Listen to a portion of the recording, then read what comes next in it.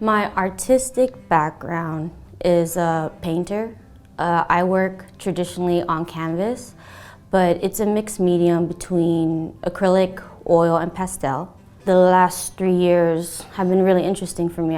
My trajectory has taken off since then, working with Sew and Taylor, the first LA gallery. We basically started at the same time. I was there for their inaugural exhibition, and Pete was actually there. So it's been really awesome, the support that I've gained, through this adventure. I want to be talking about things I really care about, or talk about things that are just constantly on my mind. And I suppose after I graduated, one of the ordeals that I ended up having to think about was like my family, because I was at this age now. I was grown. I went to school. I finished college. I'm still living with you, and I'm processing why do we exist the way we do, and it led me into all this trauma. And it led me into actually opening up conversations that they themselves had difficulty talking to me about.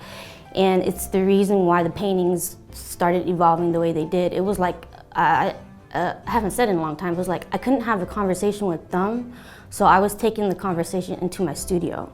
And then my parents started talking more about what life used to be like back at home, because a lot of the traumas they don't want to recall it. They rather, my mom and dad say actually quite often, when I was younger, just when we're doing a history assignment for school, they'd be like, oh no, you don't need to know about that. Because I would actually say too, this is troubles from the 70s, wartime from the 70s, and then this is we were displaced in the 80s, and all the kids came out of the 90s, and now it's 2023 and we're all grown. So it's I got a lot to say. We didn't know what to say earlier, but now that we're all grown, we feel we have more confidence, to talk about the sensitive things. Documenting that's really historic events, real kind of suppression, oppression.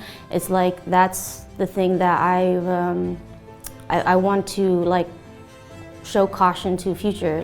These don't be ignorant, don't play naive to these problems, because they may not seem important to you now, but they're coming later.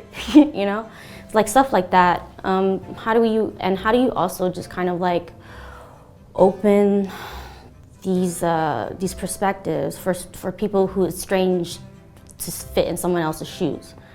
There's that too. It's just trying to welcome questions, having the audience just feel comfortable to join the dialogue.